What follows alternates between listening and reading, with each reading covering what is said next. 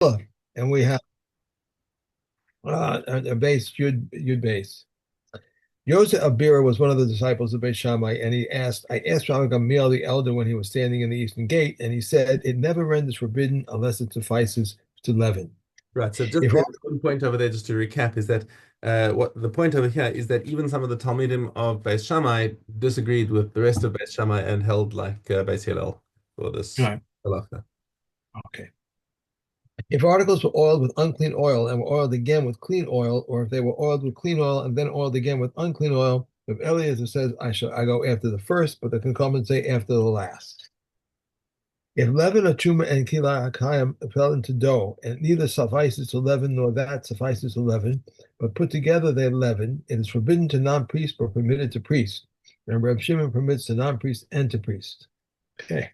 So important point over here, just because this is going to play out in the coming Mishnayos as well, is that Rabbi Shimon has consistently held that two different isurim do not combine. Okay, Mhm. so here we have an isur of truma and an isur of, oh, did I just make those balloons happen? Isur of Right. Yeah. an Yeah. isur of truma and an isur of kilaya kerim. Okay, and I d- wow, okay, what is it? Is this gesture? I don't know. I'm trying to work out what gesture makes the balloons happen. It This, happens every once in a while when yeah. we're on the line. Okay. There it goes again. It's probably the two finger gesture. Fine. So in this case you've got Truma and you've got Kilaya Kerim, and even though they're both Aser, they don't combine to if each one is less than the minimum shear, and you put the two of them together so that they can be mechametz, they still don't combine according to Rabbi Shimon. Whereas the Chachamim say that no, if each of them is aser and they combine, then yes, they can be they do combine to aser to the non-Kohen, whereas the Kohen is allowed to have it because there's not enough kilaya kerim in there to aser it for him, and he's allowed to eat the truma. Oh, right. Okay. Okay. Um, Tavlin shel truma shel kilaya v'shel kilaya kerim. So again, it's the same play out over here. The difference being what is enough to be mechametz and what is enough to be metabel. So the two mishnayos are actually they're really the same. It's the same players, the same arguments, same conclusions. And the only difference over here is the difference between chimutz, causing it to ferment, and metabel, and causing it to be tasteable. So again, we're talking about small quantities because spices are less than 1 in 100, less than 1 in 200. Um, um, okay. ושל כלאי, כרם שנפלו בקדרה, לא באלו כדי לטבל, ולא באלו כדי לטבל. Each one by itself would not have been sufficient to spice the mixture. V'nitztarfu v'tiblu, and they joined together, and now you can actually taste the spice um, inside this mixture. Asu l'zarim u'mutar l'kohanim, Rabbi Shimon matir l'zarim v'l'kohanim, and exactly the same halacha comes out that Chachamim say since they've joined in, and both of them are asur to non-kohanim, non-kohanim are not allowed to eat it, but kohanim are. So Tesain chaticha shel kodshe kodshim. So you got one piece of meat which is kodshe kodshim, um, and which is like chatas or something like that. Kodshe kodshim can only be eaten by kohanim. V'shel pigul v'shel nosar, and another piece which is of pigul or of nosar. Okay. Shenisbashlu ima chatichos. Or so if any of these got cooked inside a pot that contained regular chulin meat. Asur lakohanim umutar asur lazarim umutar lakohanim. So this mixture again, what are we talking about? Is how many of them are there? It's I shall pigel. Well, pigel and nosar are also asur to the kohanim. Especially Okay, so important point that Kahati adds into the context over here is that they were cooked with other pieces of chulin.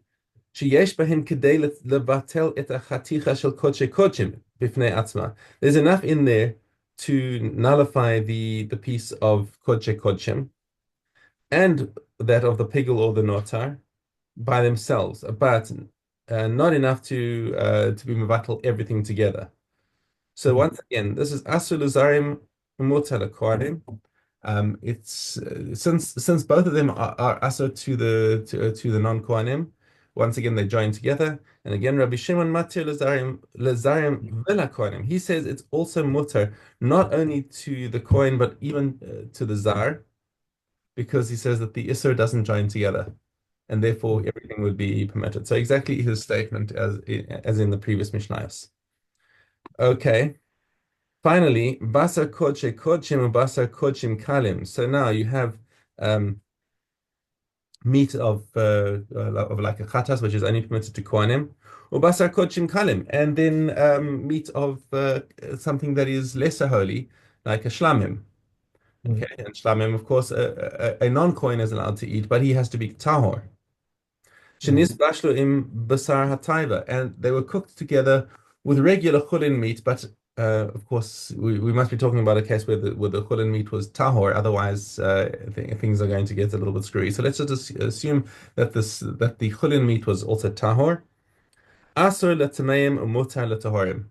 So in these cases here, even the chachamim would agree that it's usher to that a tahor Yisrael is allowed to eat this because the kodshei kodshim is too small in quantity to and it's batal, but nonetheless because the two together require tahara, therefore anyone who wants to eat it has to be tahor. Mhm. Okay, Okay. where and interesting that Rabbi Shimon doesn't say anything over here.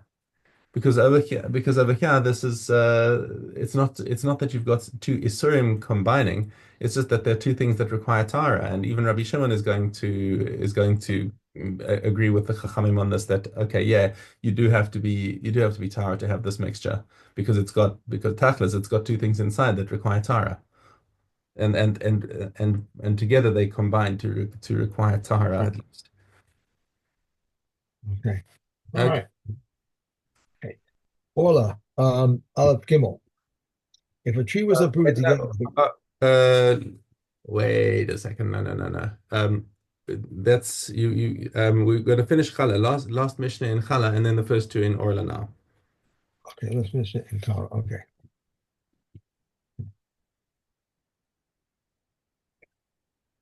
Okay.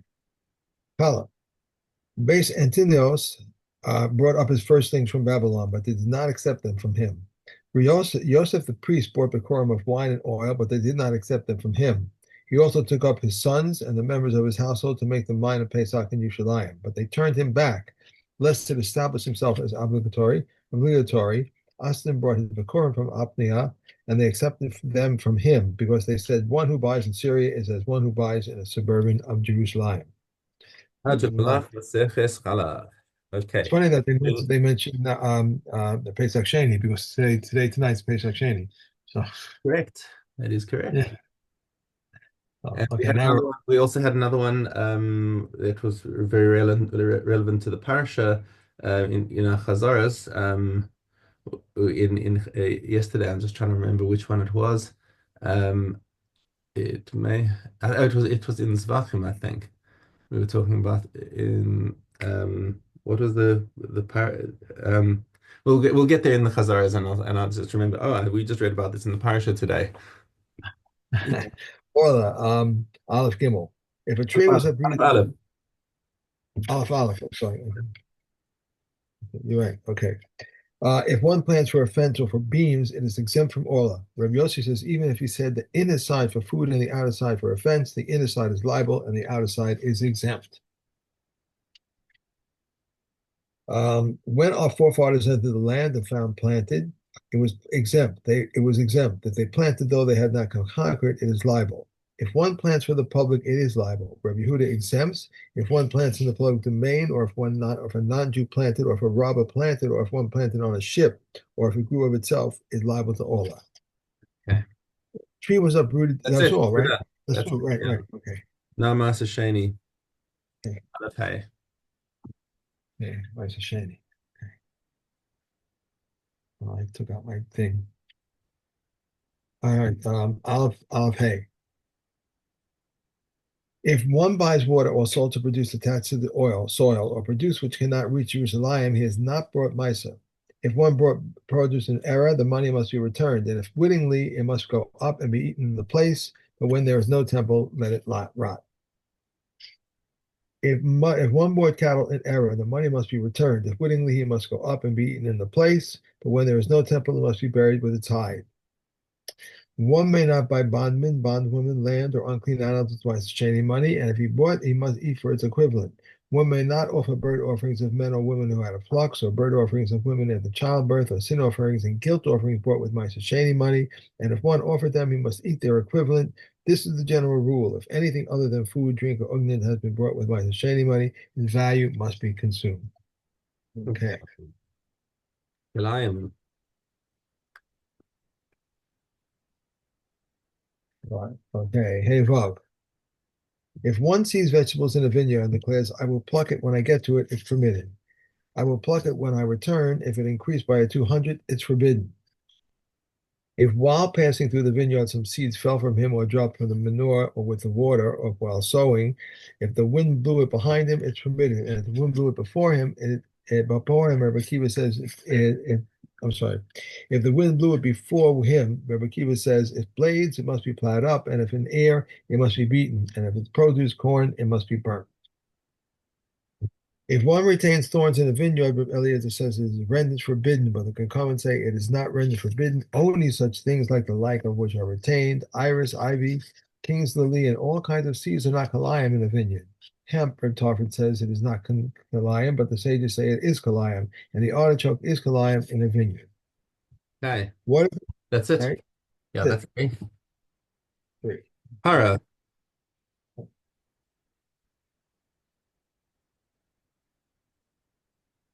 Okay, Gimel Aleph. 7 days before the burning of the parah, they would sequester the Kohen who was to burn the parah from his house to the chamber in front of the Bira in the northeast corner of the temple, and it was called the stone house. And they would sprinkle mekatos on him all 7 days from all the katos ashes that were there. Rav Yossi says they would sprinkle mekatos on him only on the third and seventh days. Rav Kanina ben Sigan HaKohen says they would sprinkle mekatos on the Kohen who burned the parah on all 7 days, but they would sprinkle mekatos on the Kohen who got up perform the service of the Yom Kippur only on the third and seventh days. There were courtyards in Jerusalem built on bedrock, and beneath them was a hollow because of concerns for a grave of the deep. And they would bring pregnant women, they would give birth there and rear the children there. And they would bring oxen with doors on their backs, and the children would sit on top of them with cups of stone in their hands. And when they would reach the spring of Shiloach, the children would descend and fill the cups, and they would then ascend and sit on the top of the doors. Then Yossi says, from his place, the child would lower the cup and fill it. They came to the Temple Mount and ascended beneath the Temple Mount, and its courtyards were hollow because of concern for the grave of the deep. At the entrance of the courtyard was installed a jug of katos ashes, and they brought a male sheep and tied a rope between its horns, and they tied the other end of the rope into the stick, and wrapped the rope around it, and threw the stick into the jug, and they hit the male sheep, which sprang backward, and he took the ashes and consecrated the water, using enough ashes so as to be visible on the surface of the water. Yossi says, do not give the Sadducees room to hold sway over us. Rather, he took the ashes from the jug and consecrated the water. Okay. Okay.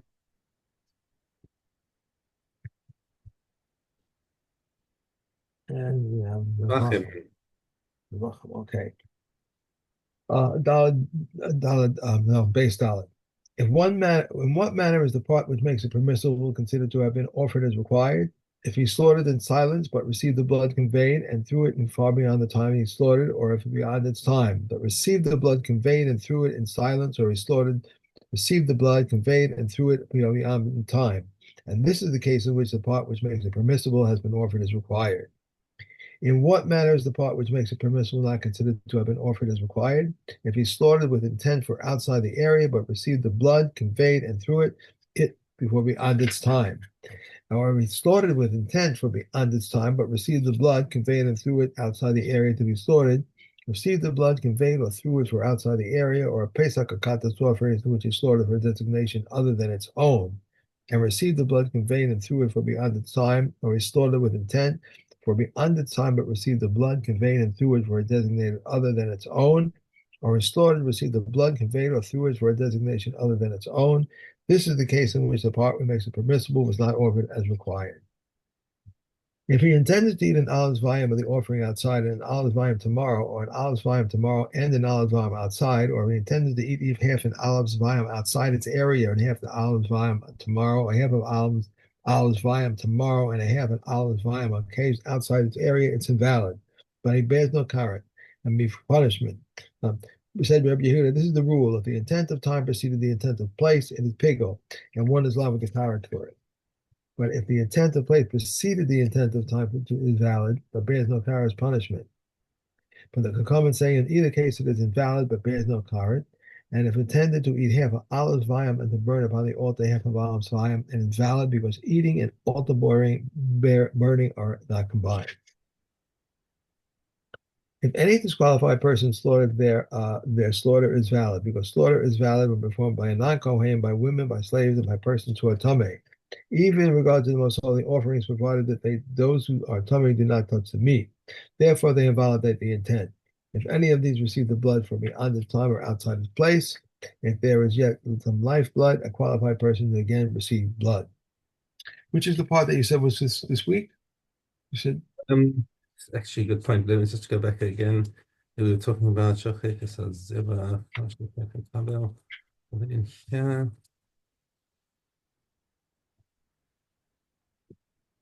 Hmm.